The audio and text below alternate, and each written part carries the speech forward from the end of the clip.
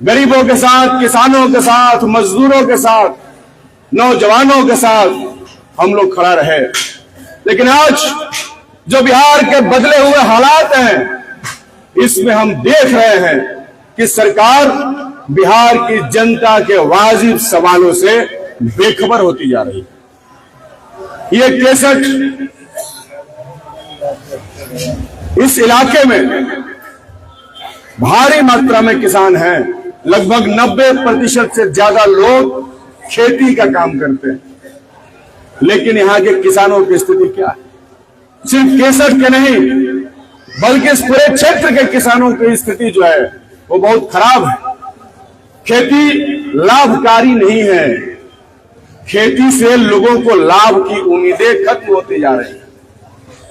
आप किसी नौजवान से बात करिए और उससे पूछिए तो वो खेती नहीं करना चाहता, भले वह गुजरात जाकर 10,000 की नौकरी करना पसंद करता है। क्योंकि खेती में जो हमारा लागत है उसके हिसाब से हमें लाभ नहीं मिलता। क्योंकि यहां पे पानी की व्यवस्था नहीं है उचित तरीके से, यहां मंडियां नहीं है जहां हम अपने सामान को बेच सकें, और हमारी सरकार बिहार की एमएसपी जो लागू केंद्र सरकार कर रही है उसी के रास्ते पर चल रही है। एमएसपी नहीं बढ़ा रही है, जबकि देश के विभिन्न राज्यों में मिनिमम सपोर्ट प्राइस, जिसको एमएसपी कहते हैं, न्यूनतम समर्थन मूल्य, वो बिहार से ज्यादा है। हमारी नहरें वीरान पड़ी हैं। पानी हम कभी कभी देखते हैं। आज ही 63 के किसानों के द्वारा हमको कई फोन किया गया कि पानी तो आया है लेकिन बहुत नीचे है, थोड़ा इंजीनियर साहब से बतियाइए कि थोड़ा पानी और छोड़े। सवाल है कि पानी है ही नहीं। इंद्रपुरी बराज से शुरू हुई सोन नहरें किसानों की पानी की जरूरतों को पूरा नहीं कर पा रही है। उसके लिए लगातार हमने मांग किया कि इंद्रपुरी बराज के ऊपर कदवन जलाशय का निर्माण किया जाए, डैम बनाया जाए, जिससे सोन नहरों से सिंचित 8 जिलों में पानी जा सके। लेकिन सरकार का उस तरफ बिल्कुल ध्यान नहीं। हम इस बात को समझते हैं कि समाज का विकास तब संभव है जब इस राज्य के किसानों का विकास होगा। क्योंकि बिहार कृषि प्रधान इलाका है और यहाँ की बहुतायत आबादी खेती करती है। अगर यहाँ की खेती लाभकारी होगी तभी यहाँ के किसान खुशहाल होंगे, और जब किसान खुशहाल होंगे तब इस क्षेत्र का विकास होगा। ये आप भी जानते। खेती किसानी बढ़े, नहरों के अंतिम छोर तक पानी जाए, इसके लिए लगातार हम लोग सड़क से लेकर सदन तक लड़ रहे हैं। आप ही के इलाके में मलियाबाग में एक मलई बराज नामक परियोजना बहुत दिनों से बनी जा रही है। जब हमसे लोग पूछते हैं कि भैया क्या हाल है मलई बराज का, हम कहते हैं कि हमने विधानसभा में फिर सवाल उठाया है, लेकिन सरकार ने फिर वही जवाब दिया है कि कुछ दिन रुक जाइए, हम बना दें। लगातार आप समझिए 1987 में मलई बराज परियोजना की आधारशिला रखी गई। 2012 में उसका शिलान्यास हुआ, 2016 में काम लगा, 20 में पूरा होना था और 24 में हम लोग 63 बाजार पर खड़ा होकर उसको शुरू करने की बात कर रहे हैं। ये कितनी बड़ी त्रासदी।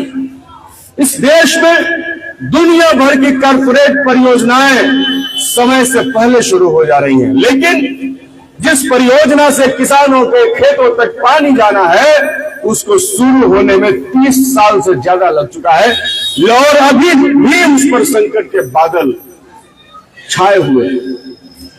हमने जानकारी प्राप्त की कि आखिर इस परियोजना में समस्या क्या। जानकारी जो मिली वो बहुत ही आश्चर्यजनक है। मैं इस पदयात्रा के माध्यम से आपको उसकी हकीकत बताना चाहता हूं, उस परियोजना की सच्चाई जिससे 63 सहित 63 नहर के अंतिम छोर में रहने वाले व्यक्ति को पानी मिल सकता है। उसकी स्थिति यह है कि सरकार उस परियोजना के निर्माण के लिए बिल्कुल ही चिंतित नहीं है। जब मैंने मलई बराज का दौरा किया और इंजीनियर और विशेषज्ञों के साथ मीटिंग की तो उन्होंने मुझे बताया कि बार बार विधानसभा में आपके सवाल उठाने की वजह से सरकार जो है बहुत दबाव में है, लेकिन उस दबाव के चलते वह बराज का निर्माण नहीं कर रही है, बल्कि जैसे तैसे उस बराज में पंप लगाकर बराज के पूरे कंसेप्ट को खत्म कर देना चाहते हैं। हमने पूछा कि क्या बराज में पंप लगा देने से किसानों को पानी मिल सकता है? उनका भी कहना था कि नहीं मिल सकता है, लेकिन वो क्या करें, वो तो सरकार के कर्मचारी हैं, जो आदेश है वो कर रहे हैं। अब जानिए, मलई बराज जहां अभी उसका निर्माण कार्य 80% हो चुका है, उसमें 34 एकड़ जमीन अधिग्रहण की गई और लगभग 60 करोड़ रुपए से ज्यादा खर्च किया जा चुका है और पंप लगाने में और 80 करोड़ रुपए का डीपीआर बन रहा है। मतलब 8 6 14 140 करोड़ रुपया खर्च करने के बाद भी हमारे किसानों को पानी नहीं मिलेगा, क्योंकि पंप परियोजना वहां सफल नहीं होगी। गंगा में, चौसा में निकृष्ट गंगा पंप नहर परियोजना है, आप लोग जानते हो, वो पूर्णतः असफल है, जबकि गंगा में तो सालों भर पानी रहता है। यहां मलई बराज, मलियाबाग, काव नदी में यहां तो पानी बरसात में आता है, तो जहां पानी बरसात में ही सिर्फ आता हो वहां पंप कैसे चलाएंगे? केसठ के लोग रोहिणी नक्षत्र में बीचड़ा डालते हैं या आगरा में डालते हैं, लगभग जेठ का महीना रहता है, उस समय तो मलियाबाग में, काव नदी में पानी नहीं रहेगा, तो पानी ही नहीं रहेगा तो पंप से खींचेंगे क्या और देंगे क्या? अब बात समझिए, फिर पंप क्यों लगा रहे भाई? मलई बराज परियोजना का जो शुरू का नक्शा है उसमें ये लिखित है कि बराज के लिए उसके अपस्ट्रीम में 346 एकड़ जमीन अधिग्रहण करना है, और कहीं भी बराज बनता है तो ही होता है। ऊपर में 346 एकड़ जमीन जब सरकार अधिग्रहण करेगी तो वहीं पर बड़ा सा वाटर को जो है स्टोर किया जाएगा, और वो जो वाटर स्टोर होगा पानी, तब जाकर के जेठ के दिन में भी, बिचड़ा डालने के समय में भी और रवि के समय में भी पानी दे सकेंगे। और जब पानी स्टोर ही नहीं होगा तो फिर बराज का मतलब क्या है? फिर तब तो उसको हम बहुत बड़ा पंपी सेट मान लेंगे। तो बराज को बदल करके पंपी सेट बनाने की सरकार की योजना है, उसका हम लोग विरोध कर रहे हैं। और हम समझते हैं कि इस इलाके में रहने वाले तमाम किसानों का वो सपना है मलई बराज। जब भी हम किसानों से बात करते हो तो कहते हैं कि वो शुरू हो जाएगा तो हमारी एक बड़ी समस्या का समाधान हो जाएगा, लेकिन उनके सपने के साथ जो खिलवाड़ हो रहा है ये बहुत खतरनाक है। और ये खिलवाड़ ये साबित करता है कि बिहार की एनडीए की सरकार और उसके मुखिया नीतीश कुमार की प्राथमिकता में किसान नहीं है। क्योंकि अब देखिए, इसी बक्सर जिला में चौसा एनटीपीसी का थर्मल पावर प्लांट लगाने के लिए बिहार की सरकार ने 1200 एकड़ जमीन का अधिग्रहण किया। 1200 एकड़ जमीन, उसका पैसा 12,000 करोड़ रुपए से ज्यादा उसका पैसा दिया गया। यही नवानगर में बियडा की जमीनें किसानों से 700 एकड़ जमीन अधिग्रहण की गई, वहां पेप्सी और कोका कोला के लिए दिया जा रहा है। आपके जिले और राज्य भर में लंबी चौड़ी हाईवे प्रोजेक्ट के लिए किसानों के हजारों एकड़ जमीन, हजारों करोड़ रुपए खर्च करके अधिग्रहित किए जा रहे हैं। तो क्या किसानों के लिए मात्र 346 एकड़ जमीन अधिग्रहित नहीं की जा सकती? आखिर यह क्यों नहीं किया जा रहा है? इसलिए तो क्योंकि सरकार की प्राथमिकता में किसान नहीं है। वो 346 एकड़ जमीन अगर अधिग्रहण नहीं किया जाएगा तो मलई बराज से आपको पानी मिलने का सपना अधूरा रहेगा, वो कभी पूरा नहीं होगा। इसलिए हमने इस यात्रा का मुख्य सवाल मलई बराज को बनाया है, ना सिर्फ मलई बराज को शुरू करने का, बल्कि मलई बराज के साथ छेड़छाड़ जो हो रहा है उसको रोकने का भी। और ये यात्रा जो चली है बक्सर डुमरांव होते हुए केसठ तक, हम पद यात्रा करते हुए आज शिवपुर में रुकेंगे, आपके केसठ ब्लॉक में, और फिर कल वहां से यात्रा शुरू करके रूपसागर में रुकेंगे, और परसों 21 तारीख को हम लोग मलई बराज पर 10 बजे सुबह में सभा करेंगे।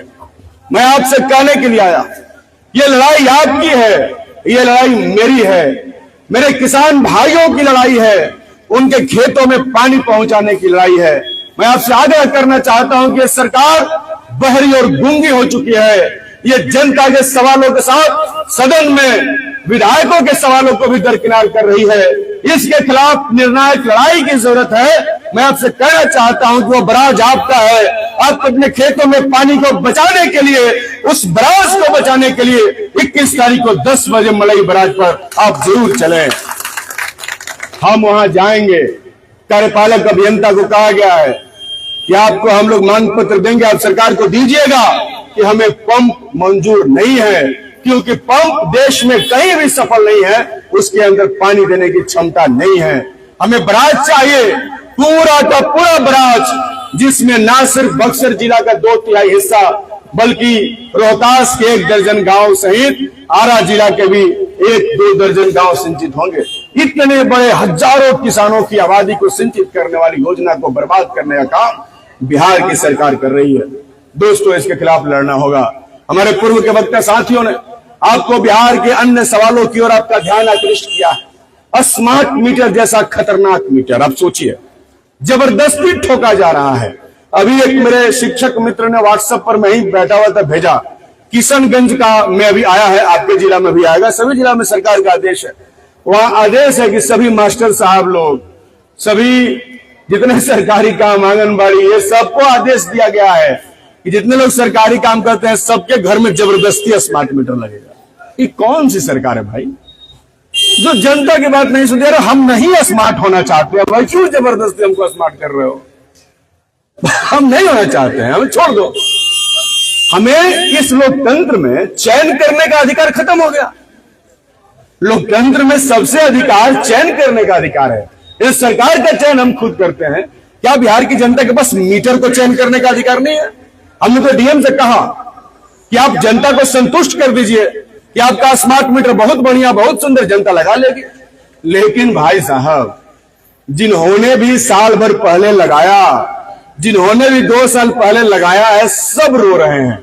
मैंने तो देखा उनके घर जाकर, डुमराव में, कई सारे गांव में, कई सारे जगहों पर जहां लगा दिया गया, मैं गया तो पूछा, लोगों ने बताया कि भैया भयानक है, अगर इसको बदलवाने का ऑप्शन है तो मेरा बदलवा दीजिए। लेकिन अब तो ऑप्शन है नहीं। अब तो सरकार जबरदस्ती कर रही है। और हम लोगों ने जब ये सवाल उठाया तो उधर से मुख्यमंत्री जी ने प्रेस कॉन्फ्रेंस कर दिया और कहा कि नहीं, अब तो और जबरदस्ती लगेगा। बताइए, सरकार चुनने का अधिकार हमें है, लेकिन मीटर चुनने का अधिकार हमें नहीं है। हमें ऐसा लगता है कि मीटर में ज्यादा पैसा लग रहा है तो हम वो मीटर नहीं लगाएंगे। इसमें क्या दिक्कत है कि जबरदस्ती कर रहे हो? भाई, इसमें दिक्कत है। आज सुबह के अखबार में एक खबर आपने पढ़ा होगा कि संजीव हंस नामक एक अधिकारी को आज गिरफ्तार करके जेल भेज दिया गया। ये संजीव हंस साहब कौन है? मुख्यमंत्री जी के सबसे दुलरुआ अधिकारी। जब से ये बिहार में है तब से इनको बेहतरीन पोस्ट बिहार में मिला। ये लंबे समय तक बिजली विभाग के एमडी थे और इनको ईडी की जांच में पाया गया कि बिजली की स्मार्ट मीटर लगाने वाली कंपनी ने लगाने के एवज में एक मर्सिडीज कार गिफ्ट किया। मर्सिडीज कार का दाम जानते हैं आप लोग? बहुत कम लोग जानते हो। 10-12 लाख नहीं है, 1 करोड़ से उसका दाम शुरू होता है। मर्सिडीज का दाम 1 करोड़ से शुरू होता है। और वो गाड़ी, बताइए, मीटर लगाने वाला कंपनी देती है। ये तो हमें पता है जो ईडी ने दिखाया है, लेकिन वो कहां पता जो बैग में भर के दिया होगा, वो तो किसी ने नहीं देखा। वो मंत्री जी के यहां गया होगा, मुख्यमंत्री जी के यहां गया होगा, और इसीलिए तो इतना बेचैन है। जनता कह रही है कि नहीं लगाएंगे, नहीं लगाएंगे, और सरकार कह रही है कि जबरदस्ती ठोक दो। और हद तो यह है कोरोना की सुई की तरह। कोरोना का सुई लोग नहीं लगवा रहे थे, कहा ना पहले पहले मास्टर साहब का फोकस है। क्या सर? मास्टर साहब है सबसे पहले करम की फोक महीना ले करम दियन का क्या जी, नौकरी छोड़ नहीं कर सकत, परिवार चलावे के बाद तो पहले उनके लोग मैं भोकबैलस मास्टर साहब लोग के। तो मास्टर साहब लोग अलगे तबाह के एगो पाठक जी तबाह के। अब कहा था कि मैं मास्टर के घरे पहले मीटर लगाओ, अब ले रहा तो लगे मैंने तमाशा चला था। ये से कहा था कि जइबो कहाँ, तारा तो सरकार से महीना ले लगवाइबे कर। हमने के कहा जरा महीना नहीं खेल रखे वो तो लौर लेके दुआरी पर खड़ा हुआ, मारपीट नहीं करे कि हमने के तो अहिंसक आदमी है जा, हिंसा के बात नहीं के, लेकिन प्रेम से जरूर कहे कि बाकी भाई रहेगा। आई कैसे शुरू भइल हमने के आंदोलन के बाद, हमने के जब आंदोलन करने जा स्मार्ट मीटर पर तो पूछे नहीं जाके अजीत डीएम साहब अपना ऑफिसवा का मीटरवा दिखाई ना, तो दिखाते नहीं। कहाँ लगल बना अस्पताल में, न सचिवालय में, न कोई। तो जब हमने के आंदोलन बिहार में पड़ गए स्मार्ट मीटर के, तब वो लोग का बुझाइल कि ना पहले सरकारी कर्मचारी के घरे लगा हुआ, जनता तो ये सवाल पूछा था, लेकिन उसके बाद आपके घर में लगेगा, ये बात सोच लो। ये बहुत खतरनाक है जब सरकार जबरदस्ती जनता के ऊपर अपनी नीतियों को थोपने लगे, तो समझ लीजिए कि यह सरकार अलोकतांत्रिक हो चुकी है। और जो सरकार अलोकतांत्रिक हो चुकी हो, क्या उस सरकार को यहाँ पर रहने का कोई अधिकार है क्या? तो खैर उसका विचार करने का भी समय है, लेकिन आंदोलन करने का समय तो आ चुका है।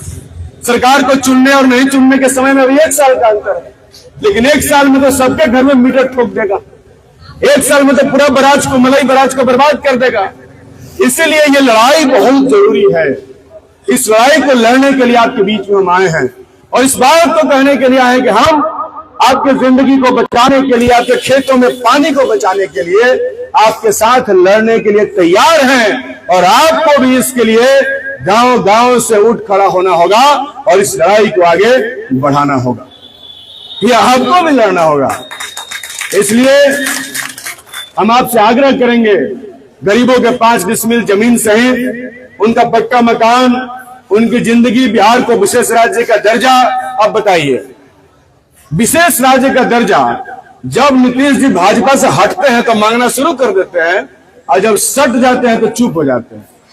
ये बात सही है ना जी? ये बोले कि बिहार को विशेष राज्य का दर्जा, और अभी जो नीतीश जी उधर गए और दिल्ली में सरकार बनी तो कुछ 3 सड़क परियोजना और एगो पुल दिया गया बिहार में, 60,000 करोड़ या कुछ इस टाइप का था, और उसी में हल्ला किया गया कि विशेष पैकेज है, विशेष पैकेज है। हमने कहा किसको बेवकूफ बनाते हैं भाई, बिहारियों को इतना बुड़बक समझते हैं? अरे विशेष पैकेज होता तो उससे बेरोजगारों को कुछ नौकरी मिलता, कुछ उद्योग धंधा होता।